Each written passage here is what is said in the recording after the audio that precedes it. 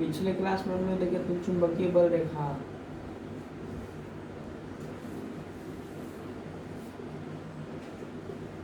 चुंबकीय बल रेखा एक प्रकार की काल्पनिक रेखा है।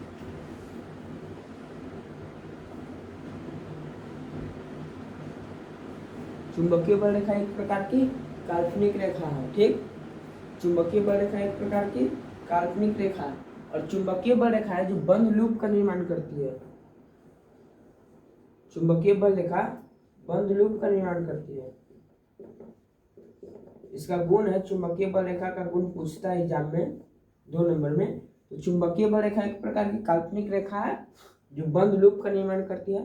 ठीक, और चुंबकीय बल रेखा चुंबक के बाहर उत्तर से दक्षिण की ओर और चुंबक के अंदर दक्षिण से उत्तर की ओर, उत्तर से दक्षिण की ओर और अंदर दक्षिण से उत्तर की ओर जाती है। जैसे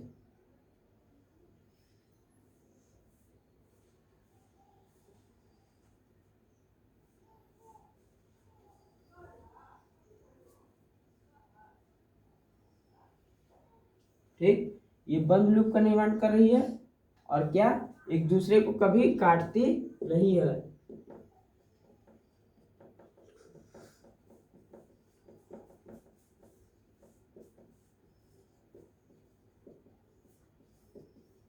एक दूसरे को कभी नहीं काटती है। इसका डायरेक्शन दे देते हैं, इधर नॉर्थ साउथ, ठीक, सॉरी साउथ नॉर्थ। चुंबक के बाहर उत्तर से दक्षिण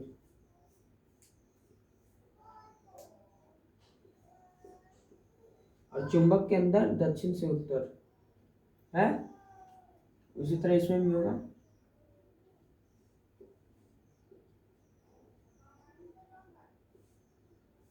ठीक, और चुंबकीय बल रेखा कभी एक दूसरे को काटती नहीं है। अगर गलती से काट देगी तो चुंबकीय क्षेत्र की 2 दिशाएं हो जाएगी। अगर गलती से काट देगी तो, अगर गलती से चुंबकीय क्षेत्र एक दूसरे, चुंबकीय बल रेखा एक दूसरे को काट देगी तो चुंबकीय क्षेत्र की 2 दिशाएं हो जाएगी, जो कि संभव नहीं है, जो कि संभव नहीं है। तो ये तो हम क्वेश्चन करवा दिए कि चुंबकीय बल रेखा क्या है और उसके गुण को लिखें। आगे चलते हमने ऑस्टेट के प्रयोगों का वर्णन करना, हमको वो क्वेश्चन पूछता है ऑस्टेट के प्रयोग में है क्या। जैसे आप दीवार के अंदर आपका तार है, ठीक, तो आपको पता कैसे चलेगा कि तार यहाँ से गुजरा है। ठीक, जब जमीन को कोड़ के अंदर तार दिया जाता है, ठीक है, तो उसको जब ढक दिया जाए या फिर किसी प्रकार टेक्निकली खराबी हो जाए उस तार में, तो कैसे पता करेंगे कि कहाँ तार दिया है। एगो दाग दे देंगे नहीं, तो वहां पे कंपास चुंबक की सहायता से, कंपास चुंबक की सहायता से, जिसका प्रयोग ऑस्ट्रेड किए थे 1820 में, जिसका प्रयोग 1820 में कौन किए थे, ऑस्ट्रेड। वही क्वेश्चन पूछता है ऑस्ट्रेड के प्रयोगों का वर्णन करें या फिर कंपास चुंबकीय सुई का वर्णन करें। ठीक, कि उसमें क्या कंडीशन होता है। तो हम लोग देखते हैं, क्वेश्चन लिखेंगे ऑस्ट्रेड के प्रयोगों का वर्णन करें।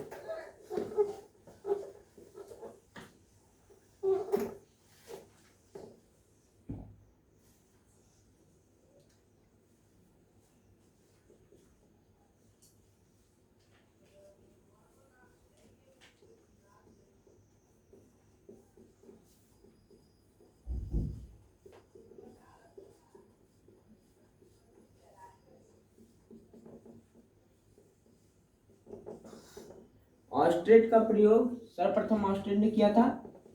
सर्वप्रथम ऑस्ट्रेड ने किया था कब, 1820 में। 1820 में ऑस्ट्रेड किए थे। क्या किए थे, जब इस चालक तार से धारा प्रवाहित की जाती है तो चालक के चारों ओर चुंबकीय क्षेत्र उत्पन्न होता है। चालक के चारों ओर चुंबकीय क्षेत्र उत्पन्न होता है। ठीक, और एक कंपास चुंबक लिए थे। ठीक, एक कंपास चुंबक लिए थे। कंपास चुंबक में दिशा को दर्शा दो, नॉर्थ साउथ या फिर साउथ नॉर्थ, कुछ भी दर्शा सकते हैं हम लोग। ठीक, रुक जाओ, एक कंपास चुंबक लेंगे,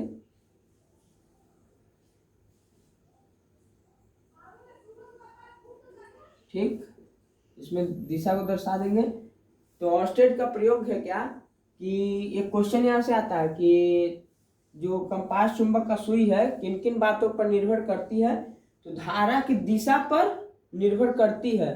ठीक, कि धारा किधर से किधर प्रवाहित हो रही है, नॉर्थ से साउथ, साउथ से नॉर्थ। ठीक,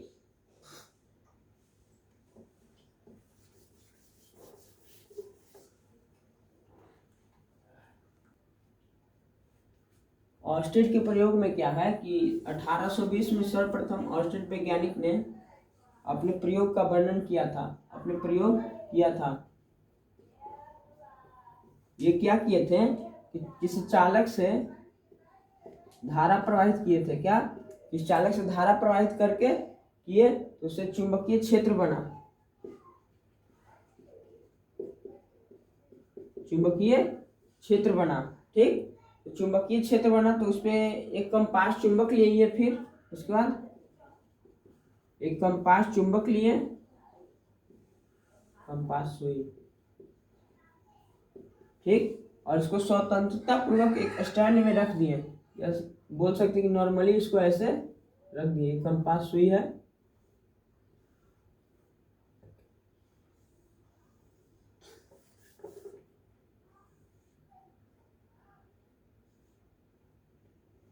कंपास चुंबक लिए इसको स्वतंत्रता पूर्वक एक स्टैंड में रख दिए। ठीक, स्वतंत्रता पूर्वक रखा हुआ है। तो जब स्वतंत्रता पूर्वक रखा जाता है तो ये उत्तर दक्षिण की दिशा में स्थिर होता है। और जब इससे धारा प्रवाहित की जाती है, ये तार है, जब इसके ऊपर से धारा प्रवाहित की जाती है, कौन, बॉक्स के ऊपर से, तो सुई विक्षेपित हो जाती है, सुई विक्षेपित हो जाती है। जब इसके ऊपर से धारा प्रवाहित की जाती है तो सुई विक्षेपित हो जाती है, और जब धारा की दिशा उलट दी जाती है, और जब धारा की दिशा उलट दी जाती है तो विक्षेपण की दिशा भी उलट जाती है।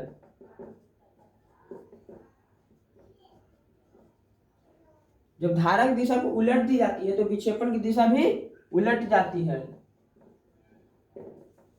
ठीक, तो हम लोग इसके आंसर देंगे कैसे कि 1820 में ऑस्टेट ने अपने प्रयोग में पता चला है कि जब किसी चालक तार से विद्युत धारा प्रवाहित करते हैं तो चालक के चारों ओर चुंबकीय क्षेत्र उत्पन्न होता है, चालक के चारों ओर चुंबकीय क्षेत्र उत्पन्न होता है। तो इस कारण से चुंबकीय क्षेत्र जब उत्पन्न होता है तो ऑस्टेट किए क्या कि एक कंपास चुंबक लिए, कंपास सुई लिए। ठीक, और इसको स्वतंत्रता पूर्वक स्टैंड में रख दिए। स्वतंत्रता पूर्वक जब स्टैंड में रखे तो चुंबकीय सुई की जो दो दिशाएं थी, नॉर्थ साउथ यानी उत्तर दक्षिण दिशा में स्थिर हो गया। और जब इसके ऊपर से धारा प्रवाहित किया गया तो चुंबकीय सुई हल्का विक्षेपित हुई, मतलब विक्षेपित हुई मतलब वहां पे बताया कि चुंबकीय क्षेत्र यहाँ पे है, यहाँ पे चुंबकीय क्षेत्र है। और जब चुंबकीय क्षेत्र है तो फिर यहाँ से फिर धारा की दिशा को उलट दिए, धारा की दिशा हल्का विक्षेपित हुई इस तरह से। ठीक,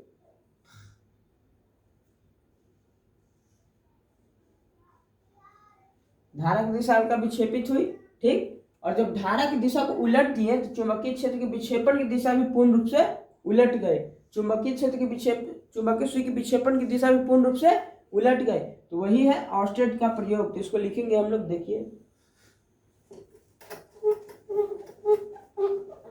यहाँ से एक क्वेश्चन पूछता है, ऑस्टेट के प्रयोगों से एक क्वेश्चन आता है कि चुंबकीय सुई जो किन किन बातों पर निर्भर करती है।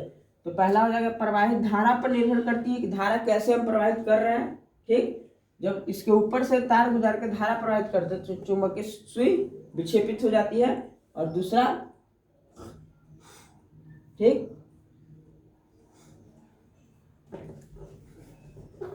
इसका आंसर लिखेंगे 1820 में ऑस्टेट ने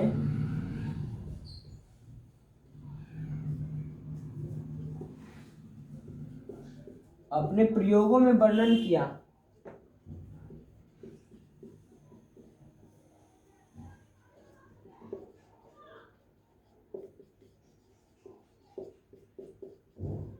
क्या वर्णन किया कि किसी चालक से धारा प्रवाहित करते हैं कि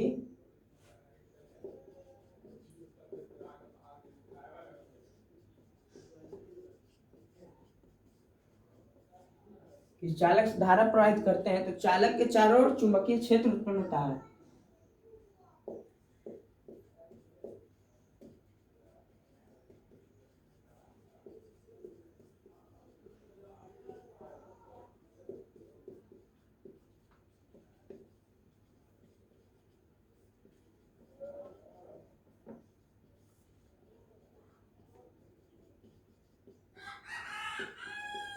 चालक के चारों ओर चुंबकीय क्षेत्र उत्पन्न होता है। तो इसके बाद ऑस्टेड क्या किए कि एक चुंबक लिए, कंपास चुंबक,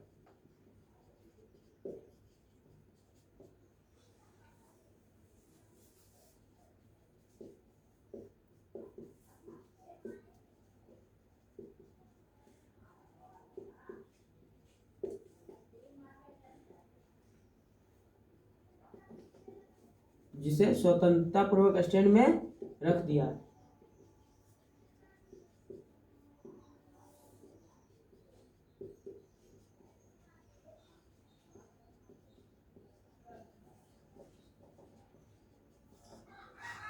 स्वतंत्रता पूर्वक स्टैंड में रख दिया तो इसकी दिशा उत्तर दक्षिण में स्थिर हो गई।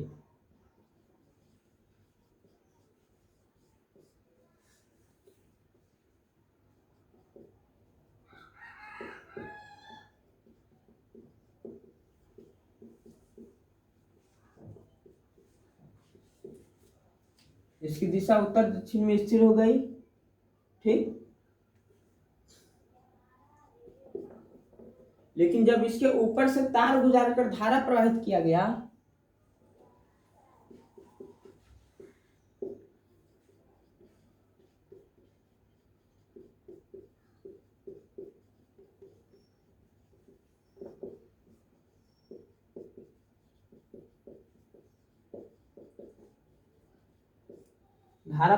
गया तो चुंबकीय सुई विक्षेपित हो गई हल्का।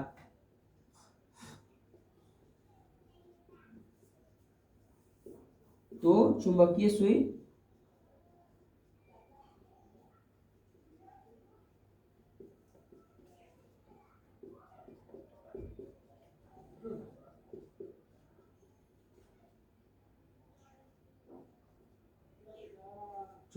विक्षेपित हो गई। तो वहां पे कुछ देखे, वहां पे ऑस्टेड, तो फिर उसके बाद धारा की दिशा को उलट दिए। उसके बाद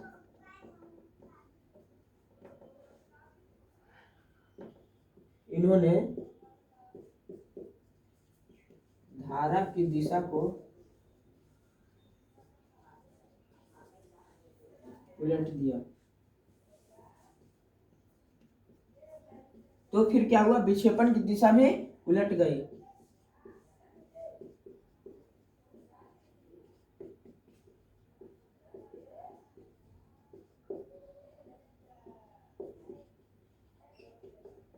जब सीधे रूप से अगर ऊपर से तार गुजारकर धारा प्रवाहित किए तो चुंबकीय सुई हल्का विक्षेपित हुई। ठीक, और जब धारा की दिशा को ही उलट दिए तो चुंबकीय सुई जिस तरह से विक्षेपण हो रहा था वो पूर्ण रूप से उलट गया। ठीक, पूर्ण रूप से उलट गया, विक्षेपण की दिशा पूर्ण रूप से उलट गई। इसी को कहते हैं ऑस्टेड का प्रयोग। जिनको उतारना उतार लीजिए।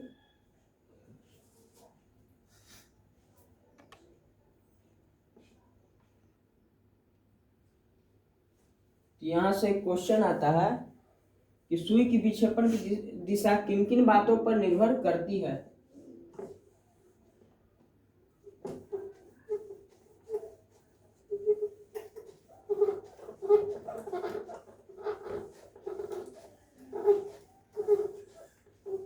ऑस्टेड के प्रयोग में सुई की विक्षेपण की दिशा किन किन बातों पर निर्भर करती है। तो पहला हो जाएगा प्रवाहित धारा पर।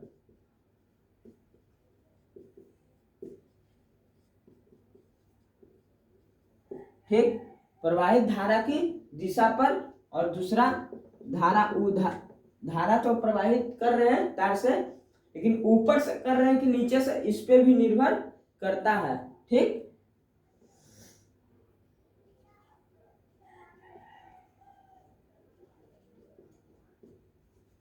पहला क्या होगा, प्रवाहित धारा की दिशा पर, और दूसरा होगा चुंबकीय सुई के ऊपर से कर रहे हैं या नीचे से।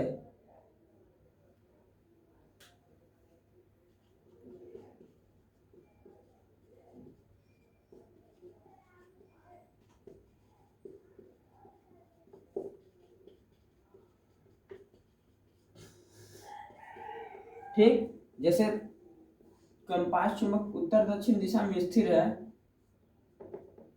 ठीक, जब इसमें ऊपर से तार गुजार के धारा प्रवाहित करते हैं तो हल्का विक्षेपन होता है, ठीक, हल्का विक्षेपन होता है, ठीक, नॉर्थ साउथ में है तो इधर से ऐसे घूमेगा। जब धारा की दिशा को उलट देंगे, जब धारा की दिशा को ही उलट देंगे हम लोग, इधर से प्रवाहित करेंगे धारा, तो ये विक्षेपण की दिशा उलट जाएगी पूर्ण रूप से, ऐसे घूम जाएगी और इधर हो जाएगा जाके हम लोग का नॉर्थ, इधर हो जाएगा साउथ, पूर्ण रूप से एकदम उल्टा हो जाएगा। तो ऑस्टेट के प्रयोग में बोलता है कि चुंबकीय सुई किन किन बातों पर निर्भर करती है, तो धारा की दिशा पर निर्भर करती है, या क्लॉकवाइज घुमा रहे हैं या एंटी क्लॉकवाइज घुमा रहे हैं, यानी घड़ी की दिशा में घुमा रहे हैं या घड़ी के विपरीत दिशा में। जब घड़ी के दिशा में घुमाएंगे तो हल्का केवल विक्षेपित होगा, नॉर्थ जिधर रहेगा उधर ही हो जाएगा और साउथ जिधर रहेगा उधर ही हो जाएगा, ठीक। लेकिन वही अगर धारा की दिशा को उलट दें तो चुंबकीय सुई की दिशा भी उलट जाएगी। जब धारा हम लोग इधर से प्रवाहित कर रहे हैं तो क्लॉकवाइज घुमा रहे हैं तो हल्का विक्षेपन होगा, लेकिन धारा की दिशा को उलट देंगे तो चुंबकीय सुई की विक्षेपण की दिशा भी उलट जाएगी। तो वहीं से क्वेश्चन पूछता है कि चुंबकीय सुई का विक्षेपण होना किन किन बातों पर निर्भर करता है। एक तो धारा प्रवाहित कर रहे हैं उन पर, यानी क्या इसमें लिखेंगे कि धारा किधर से प्रवाहित कर रहे हैं, क्लॉकवाइज कर रहे हैं या एंटी क्लॉकवाइज कर रहे हैं, ठीक, इस पर निर्भर करता है। और दूसरा, तार चुंबकीय सुई के ऊपर है या नीचे, चुंबकीय सुई के ऊपर है या नीचे। अभी तो यहाँ पे हम बताएं कि ऊपर से तार गुजार कर, लेकिन कभी कभी होता है नीचे से भी तार गुजार सकते हैं, जैसे ऐसे है ये स्टैंड में, तो पूरा ये स्टैंड है, इसके नीचे से भी तार गुजार सकते हैं, उसमें भी सुई विक्षेपण होगा, ठीक। दो चीज पर निर्भर करता है, धारा की दिशा पर, अब धारा क्लॉकवाइज घूम रही है या एंटी क्लॉकवाइज, और दूसरा चुंबकीय सुई ऊपर है या नीचे, ठीक। जैसे तार के तो ऊपर है, अभी बता रहे हैं जिस हिसाब से, ये तार के ऊपर ही ना है, चुंबकीय सुई तार के ऊपर है। और एक बताएं कि ऊपर से तार गुजार कर, जो ऑस्टेट के प्रयोग में बताएं, तो दो बातों पर निर्भर करती है। अगला देखेंगे हम लोग मैक्सवेल का प्रयोग, मैक्सवेल का नियम।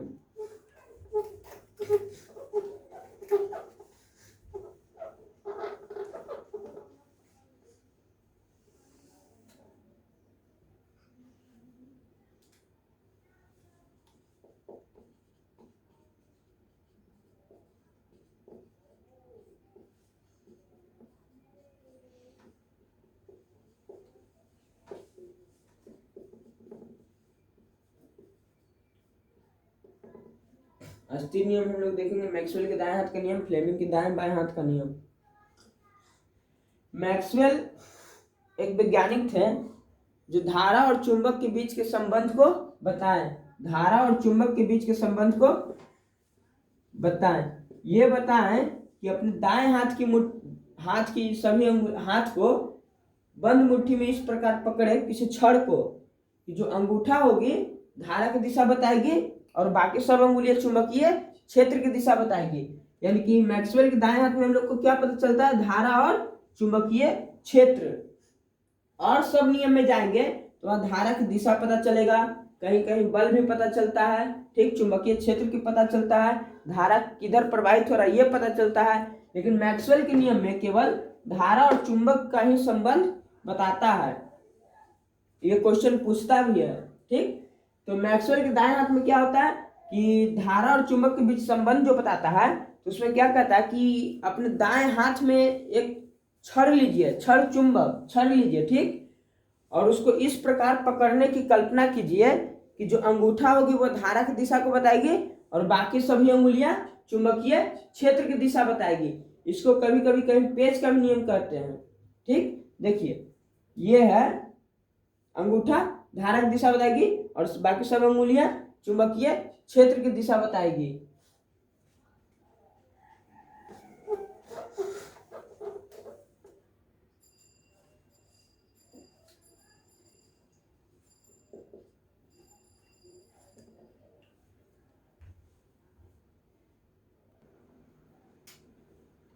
मैक्सवेल के दाएं हाथ के नियम में कहता है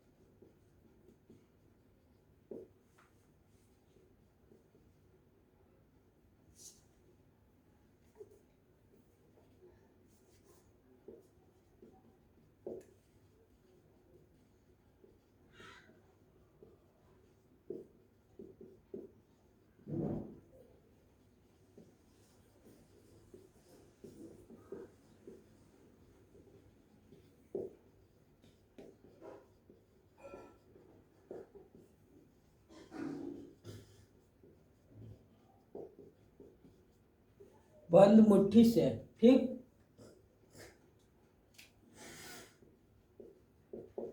ये हमारी बंद मुट्ठी में अंगूठा जो होगी धारक दिशा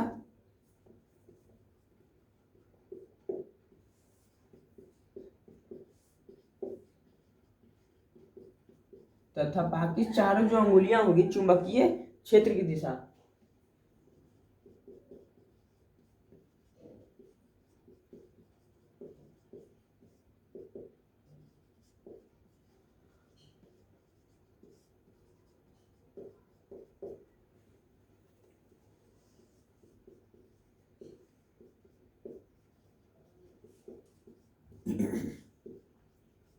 ठीक, अंगूठा जो होगी धारा की दिशा और बाकी सब अंगुलियां चुंबकीय क्षेत्र की दिशा।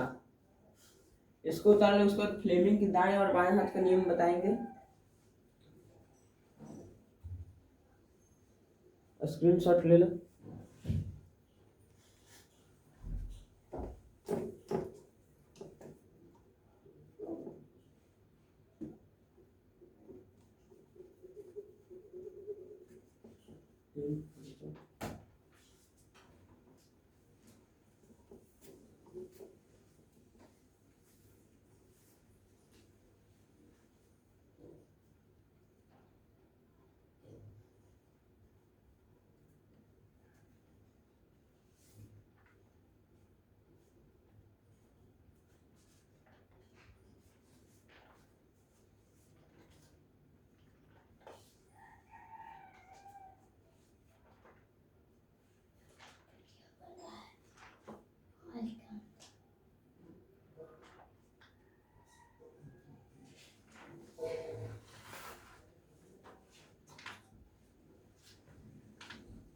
आ रहा हो।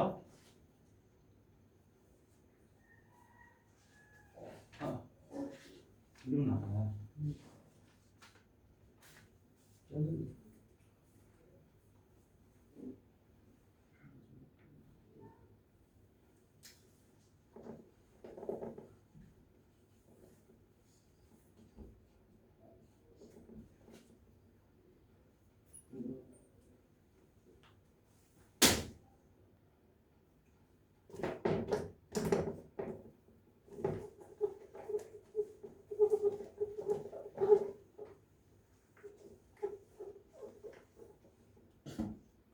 फ्लेमिंग के दाएं हाथ में नियम में क्या है कि फ्लेमिंग के दाएं हाथ के नियम के अनुसार हम अपने दाएं हाथ की 3 अंगुलियां, कौन कौन, अंगूठा, तर्जनी और मध्यमा, ठीक, अंगूठा, तर्जनी और मध्यमा को पारस्परिक समकोणिक फैलाते हैं। समकोणिक कहने का अर्थ हो सब के सब 90 डिग्री, 90 समकोण के आधार पर, ठीक। 3 अंगुलियां कौन कौन, अंगूठा, तर्जनी और मध्यमा को परस्पर समकोणिक इस प्रकार फैलाते हैं कि वह जो चुंबक अंगूठा होगी बल की दिशा को बताएगी, दाएं हाथ नहीं, दाएं हाथ में गति की दिशा को बताएगी अंगूठा, अंगूठा गति की दिशा को बताएगी, तर्जनी चुंबकीय क्षेत्र की दिशा बताएगी और मध्यमा जो होगी धारा की दिशा को बताएगी। तो लिखेंगे फ्लेमिंग के दाएं हाथ के नियम के अनुसार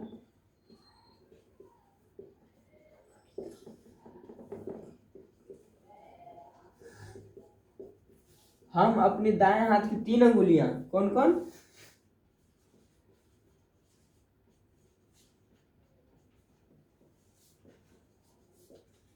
हाथ की 3 अंगुलियां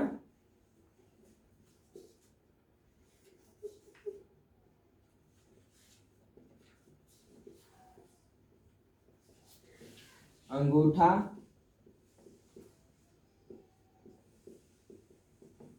तर्जनी और मध्यमा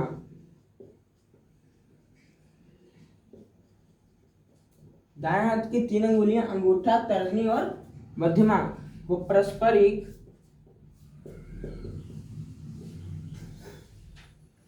समकोणिक फैलाते हैं।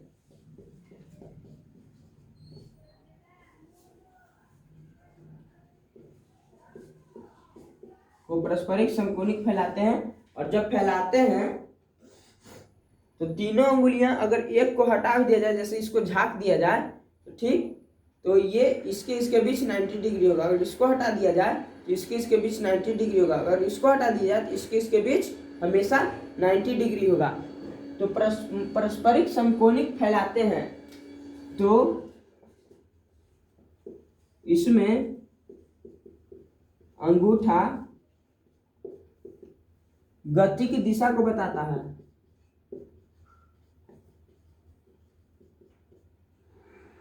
ठीक, गति की दिशा को, तर्जनी प्रवाहित धारा की दिशा को,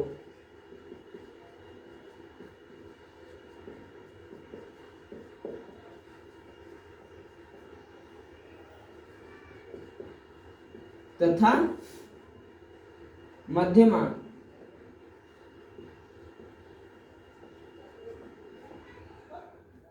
चुंबकीय क्षेत्र की दिशा।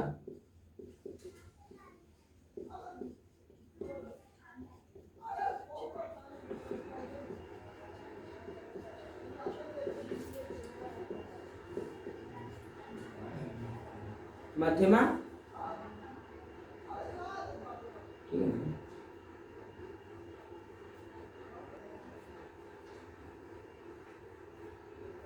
क्या? अंगूठा गति की दिशा, तर्जनी चुंबकीय क्षेत्र की दिशा।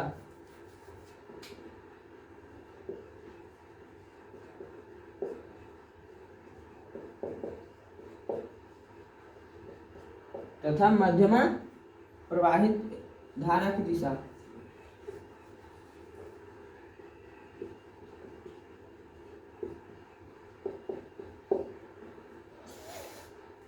अंगूठा तर्जनी मध्यमा को पारस्परिक समकोणिक फैलाता है, यानी कि तीनों उंगली आपस में 90 डिग्री होगा।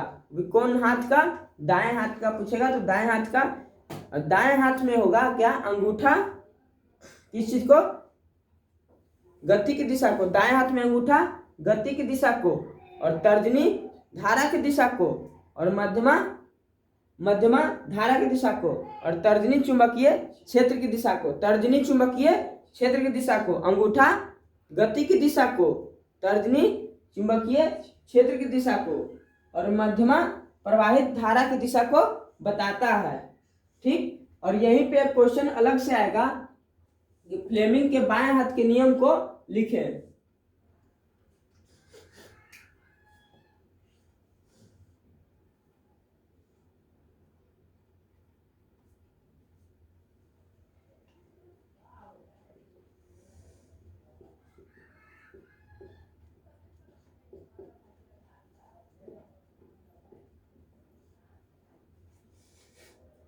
ये जो डायरेक्शन है ये अंदर की ओर बता रहा है, ये ऐसे है, ऐसे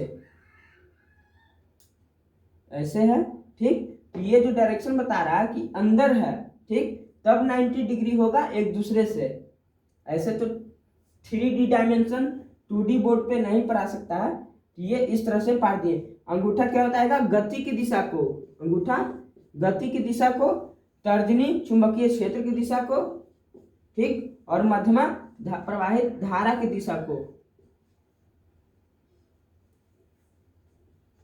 ठीक, और फ्लेमिंग के बाएं हाथ के नियम देखेंगे अब।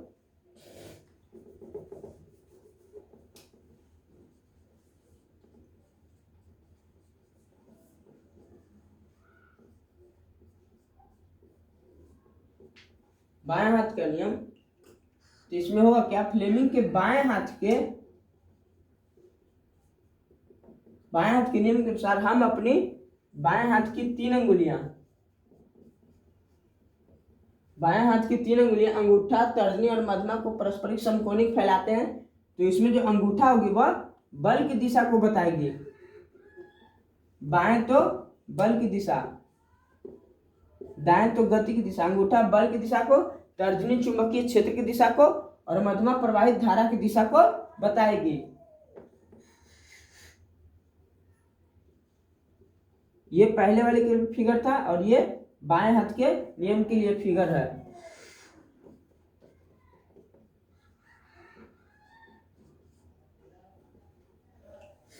दोनों क्वेश्चन पूछता है। तो आज के लिए इतना ही, फिर अगले क्लास में हम लोग देखेंगे।